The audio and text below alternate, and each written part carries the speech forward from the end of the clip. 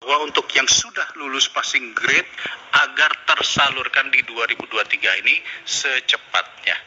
Nah, inilah catatan-catatan yang mungkin bisa kita rangkum, masih ada tersisa. Saya izin minta waktu 10 menit ya untuk Mas Menteri memberikan jawaban. Saya persilakan jika nanti ada yang kurang bisa secara tertulis. Silakan Mas Menteri. Terima kasih Pak Dede, terima kasih anggota Komisi 10 untuk masukannya. Karena mayoritas daripada hari ini adalah masukan, saya mungkin tidak akan mengulang kembali, tapi terima kasih untuk masukannya. Saya catat satu persatu dan tim kami juga. Mohon maaf kalau saya tidak bisa menjawab semua pertanyaan, tetapi tentunya sisanya secara tertulis akan bisa disampaikan. Saya akan memilih beberapa topik mungkin yang ingin saya respon. Yang pertama adalah mengenai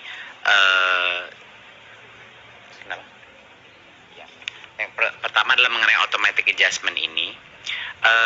Mengenai automatic adjustment ini sangat penting untuk kami kabarkan bahwa kami melakukan hal yang hampir persis sama di tahun 2022 dengan pemblokiran dengan PIP. Jadinya bagi yang khawatir bahwa pemblokiran ini akan sebenarnya beresiko terhadap implementasi PIP, tidak perlu khawatir karena di tahun kemarin kita melakukan hal yang persis sama untuk melakukan ini, dan kami yakin bahwa pencairan itu akan terjadi di semester sebelumnya. Jadi sudah pasti ini bukan dipotong ini anggarannya, tetapi diblokir, tapi kami pasti akan menyelesaikan penyalurannya di semester kedua daripada tahun 2023. Jadi itu mungkin akan menenangkan bagi Bapak Ibu, program PIP aman, malah kita memastikan bahwa dengan menggunakan ini program prioritas kita aman, tapi PIP juga pasti aman. Mengenai program honorer, singkat saja, saya akan mengulang sedikit lagi mengenai apa yang akan terjadi. Kita memang memberikan pengumuman bahwa kalau misalnya sekarang ini kan kita melalui ronde formasi lagi di daerah, ya, jadi Pemda akan mengajukan formasi. Kalau misalnya itu gagal lagi bahwa Pemda tidak mengajukan formasi, barulah kita akan masuk ke tahap berikutnya, yaitu memulai membicarakan dan mengimplementasi formasi dari pusat. Tapi itu butuh waktu prosesnya. Tetapi yang sudah diputuskan 100%. Kenapa harapan besar kami adalah Pemda itu akan mengajukan formasi? Karena di tahun ke depan Kemenq udah pasti akan mengajukan suatu peraturan baru di mana dana DAU itu tidak akan kekirim kepada Pemda yang khusus dialokasikan untuk P3K. Jadi apa yang disebut Bu Anita sebelumnya itu tidak bisa terjadi lagi, karena saat ini tidak akan ditarik, hanya akan ditransfer kalau sudah diangkat P3K-nya sesuai dengan formasi kebutuhan yang ditetapkan pusat, ya tentunya, tetapi harus diangkat dulu oleh daerah. Jadi harapan besar kami ini akan benar-benar mendorong Pemda, karena kalau tidak ya uang itu tidak turun. Jadi apa gunanya juga tidak mengangkat para P3K, para guru honorer.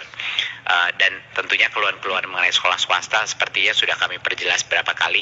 Sekarang di ronde-ronde berikutnya formasi-formasi untuk swasta itu jauh lebih kecil, ya, dan juga semuanya itu formasinya diprioritaskan untuk guru negeri di sekolah lokasinya dia sendiri. Itu memang sudah. Jadi kalaupun ada guru swasta yang ingin mengikuti formasi, biasanya buat formasi yang benar-benar kosong, misalnya di daerah yang tidak ada guru atau kekurangan guru, dan itu pun masih ada kesempatan. Tapi tentunya mayoritas prioritasi adalah guru negeri di sekolah negerinya dia sendiri, biar tidak terjadi disrupsi yang terlalu besar. Harapan besar kita adalah bahwa kita akan mencapai SMK PK di semua kabupaten. Terima kasih untuk aspirasi itu harapan besar kita. Tadi mungkin untuk menjawab 5,73% atau sebesar 81.299.805.000 rupiah, dan berdasarkan surat perintah pencairan dana SP2D sebesar 95,35% atau sekitar 80.971.108 juta rupiah. Dari pagu harian, benar ya?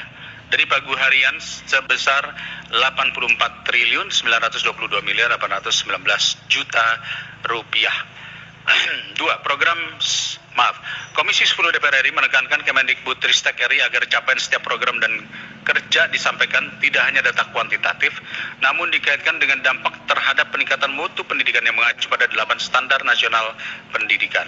3. Komisi 10 DPR RI menekankan Kemendikbudristek RI bahwa dalam penyediaan platform digital seharusnya sudah didasari satu kajian, data penelitian dan berdasarkan peraturan perundang-undangan, Undang-Undang Perlindungan Data Pribadi, dan Undang-Undang Informasi dan Transaksi Elektronik, terutama platform Merdeka Belajar atau Merdeka Mengajar yang memerlukan kajian tersendiri mengenai kebutuhan setiap jenjang pendidikan PAUD sampai dengan SMK dan SLB beserta proses asesmennya. B. Persiapan program kerja tahun anggaran 2023. Mengenai persiapan pelaksanaan program kerja tahun anggaran 2023, Komisi 10 DPR RI menyampaikan pandangan. 1. Komisi 10 DPR RI mendorong Kemendikbudristek untuk berkomitmen mengarahkan implementasi program prioritas nasional dan pembiayaannya untuk menuntaskan wajib belajar 12 tahun sebagaimana amanat pasal 31 Undang-Undang Dasar Negara RI tahun 1945 dan Undang-Undang Nomor 20 tahun 2003 tentang Sisdiknas. 2. Terkait usulan pembiayaan pendidikan yang dialihkan melalui penggunaan dana LPDP sebagai konsekuensi adanya automatic adjustment, Komisi 10 DPR RI menekankan Kemendikbudristek RI membuat simulasi penambahan dana yang akan dialokasikan untuk PIP, KIP kuliah, dan percepatan pemenuhan program prioritas lainnya. 3. Komisi 10 DPR RI menekankan Kemendikbudristek RI untuk mengawal pelaksanaan DAK fisik dan DAK non-fisik tahun anggaran 2023 bidang pendidikan sebesar 128 triliun berdasarkan evaluasi pelaksanaan DAK tahun sebelumnya dan menyampaikan hasil pelaksanaannya kepada Komisi 10 DPR RI. 4. Komisi 10 DPR RI mendorong Kemendikbudristek (SIKYU) Inspektorat Jenderal untuk meningkatkan pengawasan terhadap pelaksanaan program dan kegiatan Kemendikbudristek RI antara lain PIP dan program prioritas dalam kebijakan Merdeka Belajar tahun anggaran 2023 serta menyampaikan laporan hasil investigasi pelaksanaan program kerja tahun anggaran 2020 dan sampai dengan tahun anggaran 2022 serta langkah penyelesaiannya. Lain-lain. 1. Komisi 10 DPR RI menekankan Kemendikbudristek RI menuntaskan pengangkatan guru yang lulus P3K dan menyelesaikan permasalahan rekrutmen guru P3K pada tahun 2023 serta memberi laporan perkembangan secara berkala kepada Komisi 10 DPR RI. 2. Komisi 10 DPR RI menekankan Kemendikbudristek RI memperbaiki pola komunikasi dan respon dengan mitra kerjanya serta secara aktif membuka forum diskusi kepada komunitas dan pemangku kepentingan bidang pendidikan. 3. Komisi 10 DPR RI menekankan Kemendikbudristek RI membuat langkah strategis terkait layanan penanganan secara cepat terhadap insiden perundungan, pelecehan, kekerasan seksual atau intoleransi di satuan pendidikan dasar, menengah, dan tinggi. 4. Komisi 10 DPR RI mendorong pemenuhan kebutuhan sarpras IT pendidikan antara lain alat permainan edukatif APE dengan menyesuaikan kebutuhan sekolah sehingga tercipta efisiensi dan efektivitas penggunaan anggaran IT pendidikan dengan tetap memperhatikan dan mengutamakan pendidikan karakter dan meningkatkan literasi digital secara peserta didik. D. Komisi 10 DPR RI meminta Kemendikbudristek RI untuk menyampaikan jawaban tertulis atau data dari pertanyaan dan catatan yang disampaikan anggota Komisi 10 DPR RI paling lambat 31 Januari 2023. Saya persilakan dari kawan-kawan untuk menyoroti atau jika dianggap sudah cukup. Pak Andreas? Cuma